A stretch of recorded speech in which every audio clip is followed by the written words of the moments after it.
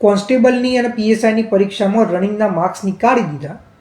એના કારણે 100% જે ગામડામાં રહેતા સમાજો, જે શારીરિક રીતે મજબૂત હતા, એ સમાજોના બાળકોને 100% નુકસાન થયું. આજે અત્યારે હાલ 13,000 જગ્યાઓ હોય ને પીએસઆઈની અને કોન્સ્ટેબલની, તો એના અંદર ઓબીસી સમાજ માટે જે જગ્યાઓ છે 27% લેખે, બરોબર, 27% લેખે અંદાજે જોવા દો ને તમે તો 3,3500 ઉપરની 3500-4,000 આસપાસ જગ્યાઓ હશે. તો આ જગ્યાઓમાંથી વર્ગીકરણ વગર સમૃદ્ધ જ્ઞાતિઓ 4,000માંથી 2,500 3,000 જગ્યાઓ લઈ જશે અને બીજી બધી જ્ઞાતિઓ ભેગી થઈને 500,000 જગ્યાઓ લેશે. જો વર્ગીકરણ અમલમાં હશે તો આ 4,000 આસપાસ જગ્યાઓમાંથી આપણા જેવી જ્ઞાતિઓને 3,000 જગ્યાઓ મળશે અને સમૃદ્ધ જ્ઞાતિઓને 1,000 જગ્યાઓ મળશે અને આપણા 3 ગણું 4 ગણા 5 ગણા લોકો પાસ થશે. બરોબર. હવે તમને એમ લાગતું હશે કે તારકભાઈ આ બધું બોલ કરે છે તો તારકભાઈ કહે થોડી સાચું. ના ભાઈ, હું નથી કહેતો. આપણા ગુજરાતનું સર્વોચ્ચ ન્યાયાલય સુપ્રીમ કોર્ટ કહે છે કે ઓબીસી અનામતમાં વર્ગીકરણ થવું જોઈએ. આ જ સુપ્રીમ કોર્ટનો મુખ્ય ન્યાયાધીશ chief justice of India BR Gavai સાહેબ, કે જે દલિત સમાજમાંથી આવતા દીકરા છે, દલિત સમાજમાંથી આવે છે, રાત દિવસ મહેનત કરી અને આપણે તમે કહી શકો સુપ્રીમ કોર્ટના મુખ્ય ન્યાયાધીશ બન્યા. એ BR ગવઈ સાહેબનું એવું કહેવું છે કે આજની તારીખમાં અનામતનો લાભ અમુક જ્ઞાતિઓ જ લઈ જાય છે, જેના કારણે ખરેખર જેને લાભ મળવો જોઈએ એને નથી મળતો. અને જો અનામતનો ખરેખર લાભ અપાવવો હોય તો ઓબીસી, SC, ST દરેક જગ્યાએ અનામતમાં વર્ગીકરણ કરવું જોઈએ. અને જો આ વર્ગીકરણ અમલમાં હશે તો જેને ખરેખર લાભ મળવો જોઈએ એને મળશે. હું એ લોકોને કહેવા માગું છું કે જે મારો વિરોધ કરે છે, જે ઓબીસી વર્ગીકરણનો વિરોધ કરે છે, હું એમ કહેવા માગું છું કે તારકભાઈ દરેક જગ્યાએ સાચા હોય એવું જરૂરી નથી. તારકભાઈથી ભૂલો થાય, તારકભાઈ ખોટા હોઈ શકે છે, પણ તારકભાઈની વાત ના માનો. પણ આખા ભારતના સુપ્રીમ કોર્ટના chief justice of India BR Gavai સાહેબ, કે જે સંવિધાનના નિષ્ણાત છે, સંવિધાનના વિશેષજ્ઞ છે, એમની વાત તો માનો. એ તો કોઈ પાર્ટી સાથે નહીં જોડાયેલા, બરોબર કે નહીં? એ વ્યક્તિ જો કોઈ કહી રહ્યો છે કે ભાઈ વર્ગીકરણ થવું જોઈએ તો એનાથી વધારે તમારે શું પુરાવો જોઈએ છે? અને એવા લોકો જે આખો દિવસ સંવિધાનની વાતો કરે છે કે સંવિધાનમાં આ લખ્યું છે, તે લખ્યું છે, તો હું તમને કહેવા માગું છું કે ભાઈ સંવિધાનનું ખરેખર જો એટલું માન કરતા હોય તો સુપ્રીમ કોર્ટના જે મુખ્ય ન્યાયાધીશ છે એ વર્ગીકરણ વિશે બોલે છે તો કેમ તમે મોઢામાંથી કેમ નથી બોલતા? બરોબર. જો અમારી વાત સમજો, હું કેમ આ વસ્તુ તમારી સમક્ષ રજૂઆત કરું છું? હું એટલા માટે કે મેં પોતે આ દુઃખ ભોગવેલું છે. મેં પોતે મહેનત કરીને પછી જ્યારે પરીક્ષામાં રાત દિવસ મહેનત કર્યા પછી તમે રિઝલ્ટ જોતા હોય અને એના અંદર તમે તમારો રોલ નંબર કે નામ સર્ચ કરો અને જ્યારે ના આવે ત્યારે એ જે તારા રિઝલ્ટ નોટ ફાઉન્ડ આવે એટલે જે દુઃખ થાય, જે તકલીફ થાય, જે તમારા સપનાઓની હત્યા થાય, એ હું સમજી શકું છું. એ મેં ભોગવ્યું છે અને તમે ના ભોગવો એટલા માટે હું તમને કહી રહ્યો છું. હવે તમારે મારી વાતથી સમજી જવું છે કે તમારે પોતે પરેશાન થવું છે, હેરાન થવું છે, તકલીફ ભોગવવી છે અને પછી તમારે સમજવું છે, એ તમારી મરજી. જો જ્યારે હું તૈયારી કરતો હોત ત્યારે જો આપણા સમાજમાંથી કોઈ વ્યક્તિ આવો મુદ્દો લઈને નીકળ્યો હોય તો હું 100% એ મુદ્દાને સમર્થન કરત અને મુદ્દા માટે મારો જીવ આપી દોત. કારણ કે એના કારણે હું જે સપનું લઈને નીકળ્યો હતો એ ડેપ્યુટી કલેક્ટર બનવાનું, એ પૂરું કરી શક્યો હોત. હવે તમારે ખાખી પહેરવી છે કે તમારે કોઈ પણ જગ્યાએ નોકરી કરવી છે, જો આ વસ્તુમાં મદદ કરશો તો તમને ફાયદો થશે. અને દરેક ઠાકોર, કોળી કે ઓબીસીના કે કોઈ પણ સમાજના જે પણ ધારાસભ્ય હોય, સાંસદો હોય, સામાજિક આગેવાન હોય, નેતા હોય, શિક્ષિત વર્ગ હોય, હું તમને એક જ વિનંતી કરું છું. ઓબીસી અનામત વર્ગીકરણ સંવિધાનિક છે, કાયદાકીય રીતે સાચું છે. Supreme court, chief justice of India કહી રહ્યા છે કે થવું જોઈએ અને ભારતના 11 રાજ્યમાં અમલમાં છે, બરોબર.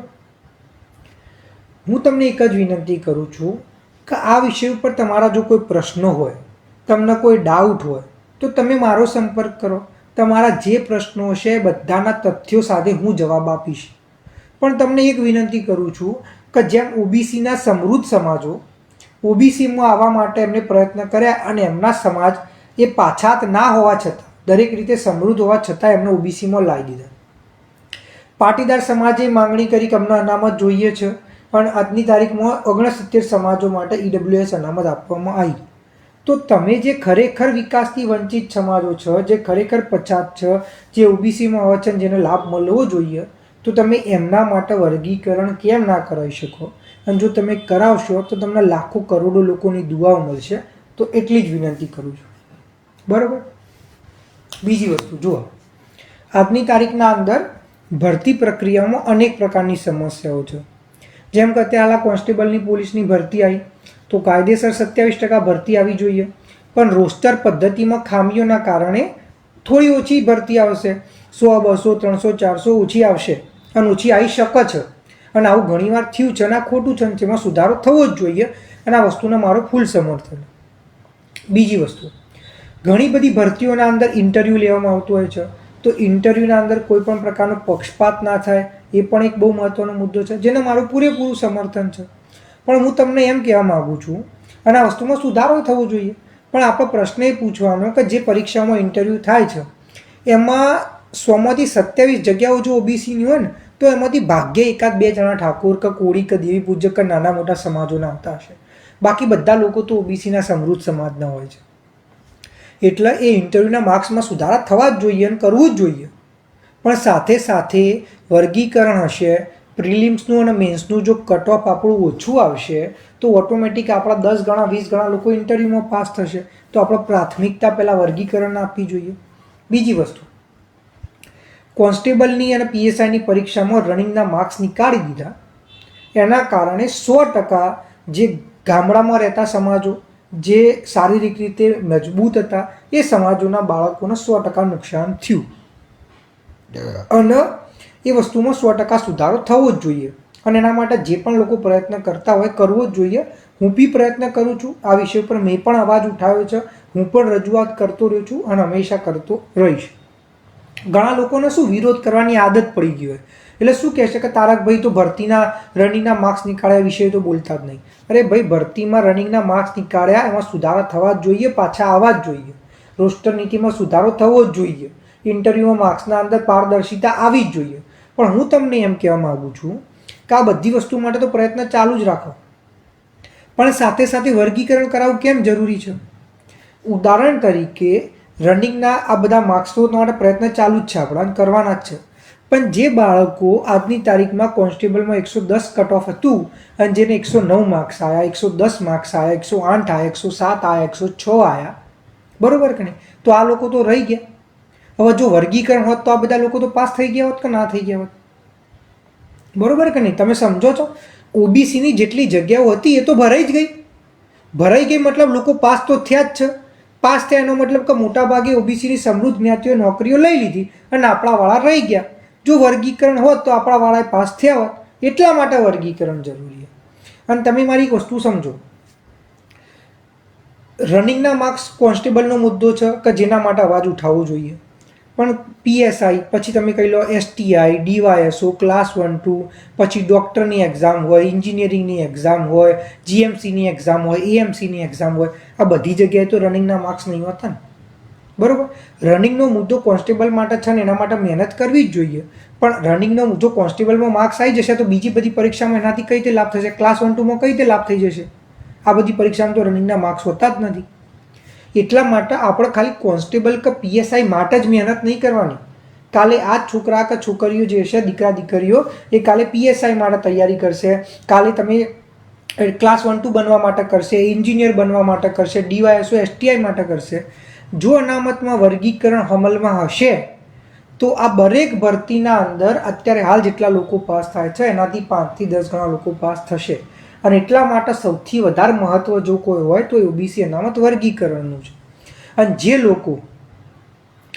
લોકો અત્યારે હાલ આખો દિવસ પોલીસ કોન્સ્ટેબલના માર્ક્સની વાતો કરે છે, ઇન્ટરવ્યૂમાં અન્યાયની વાતો કરે છે, હું એમ કહેવા માગું છું કે આ મુદ્દાનો તો મારો ખુલ્લો સમર્થન છે અને આ મુદ્દાને હું દિલથી સપોર્ટ કરું છું. પણ તમે આ મુદ્દાના સાથે સાથે વર્ગીકરણ વિશે કેમ નથી બોલતા? તમારે વર્ગીકરણ વિશે કેમ નથી બોલવું? તમને નથી લાગતું તમારે બોલવું જોઈએ? અને આજે એક ખાસ મેસેજ છે મારો, ઠાકોર, કોળી અને કોઈ પણ ગરીબ સમાજોના, ઓબીસીના વિકાસથી વંચિત સમાજોના, જો થોડા સમય પહેલાં ઠાકોર સમાજના અનેક સ્નેહ મિલનો થયા આખા ગુજરાતમાં અલગ અલગ વિસ્તારમાં. સૌથી સારી વસ્તુ આના અંદર એ જોવા મળી કે કોંગ્રેસના અને ભાજપના અને બિન રાજકીય સંગઠન ચલાવતા બધા જ આગેવાનો એક મંચ ઉપર આવ્યા અને કોઈ પણ પ્રકારની રાજનૈતિક વાત કર્યા વગર ખાલી અને ખાલી સમાજના વિકાસ માટે અહીંયા આગળ ચર્ચા થઈ, અહીંયા આગળ વાત મૂકવામાં આવી અને અહીંયા આગળ રજૂઆતો કરી. બહુ સરસ, મને બહુ જ આનંદ થયો અને મને બહુ જ ખુશી થઈ કે આ વસ્તુ થઈ. હું એક જ વસ્તુ કહું છું, જો આપણા સમાજના દરેક પાર્ટીના લોકો એક મંચ ઉપર આવી શકતા હોય અને સમાજ માટે એકતા બતાવી શકતા હોય અને સમાજના મૂળભૂત મુદ્દા વિશે વાત કરી શકતા હોય તો શું સાથે સાથે ઓબીસી અનામત વર્ગીકરણ વિશે આપણે આ પ્લેટફોર્મ ઉપર વાત ના કરી શકીએ? ઓબીસી અનામત વર્ગીકરણ વિશે આપણે રજૂઆત ના કરી શકીએ? ઓબીસી અનામત વર્ગીકરણ વિશે આપણે પક્ષના પાર્ટી ભૂલી અને સાથે મળી કોંગ્રેસના, ભાજપના અને બિન રાજકીય આગેવાનો સાથે મળી અને આપણા માનનીય મુખ્યમંત્રી સાહેબને જઈને એમ ના કહી શકો કે સાહેબ અમે ઠાકોર સમાજમાંથી આવીએ છીએ, અમે કોળી સમાજમાંથી આવીએ છીએ, અમે ઓબીસીના ગરીબ સમાજોમાંથી આવીએ છીએ, આજે અમે પક્ષ પાર્ટી વિચારધારા ભૂલી અને સાથે મળીને અહીંયા આવ્યા છીએ અને તમને એક જ અવાજે રજૂઆત કરીએ છીએ કે અમારા બાળકો કે જે સવારે 4-4, 5-5 વાગે ઉઠીને દોડવા જાય છે, જે 10-10, 12-12 કલાક લાઇબ્રેરીમાં વાંચે છે, જે રાત દિવસ એક કરે છે અને એ બધો અભાવ હોવા છતાં એ 110 માર્ક્સ લાવે છે, 112 માર્ક્સ લાવે છે, 109, 108 માર્ક્સ લાવે છે, પણ ખોટી અનામતની નીતિ અમલમાં હોવાના કારણે રહી જાય છે. જો તમે ઓબીસી અનામતમાં વર્ગીકરણ કરો તો અમારા બાળકોને સપનાની નોકરી મળે અને અમારા સમાજનો વિકાસ થઈ શકે. તો શું આપણે સ્નેહ મિલનમાં જેમ ભેગા થઈએ છીએ એ રીતે ઓબીસી અનામત વર્ગીકરણ માટે ભેગા ના થઈ શકીએ? અને દરેક આગેવાન, જે પણ વ્યક્તિઓ આપણા વિડીયો જોઈ રહ્યા છે, જે પણ વ્યક્તિઓ આપણા સાથે જોડાઈ રહ્યા છે, દરેકને વિનંતી કરીશ કે આ વિડીયોને, આ વિચારને અને આ માહિતીને આપણા સમાજના દરેક આગેવાનો સુધી પહોંચાડો અને અમને હાથ જોડીને વિનંતી કરું છું કે તમે પણ આપણા સમાજના અનામતનો લાભ અપાવો કે જેવી રીતે બીજા સમાજોએ અપાયો અને ઓબીસી અનામતમાં વર્ગીકરણ કરાવો.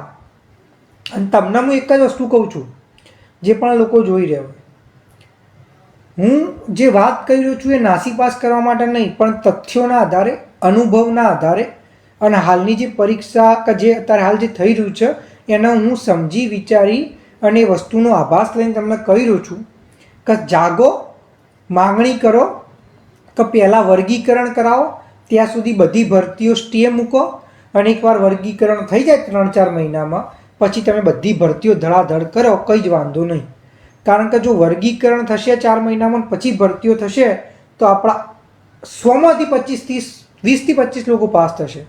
પણ જો નહીં થાય તો ભરતીઓ તો આવતી જ હશે પણ આપણે પાસ બહુ ઓછા લોકો થશે. હવે તમારે વિચારવાનું છે કે તમારે શું કરવું. હું તો તમે જે જગ્યાએ કહેશો ત્યાં હાજર થઈ જાય, રજૂઆત કરે, કારણ કે મારી તો જવાબદારી છે કે સમાજના મૂળભૂત પ્રશ્નો ઉઠાવું અને એમના માટે મહેનત કરું.